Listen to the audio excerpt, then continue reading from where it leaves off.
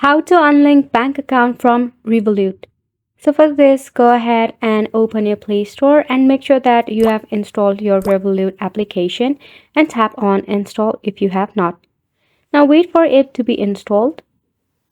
Then tap on open once it is installed. Now it is a long procedure of a wait list that you must overcome before you create your account. Now as you can see, my account is already linked in.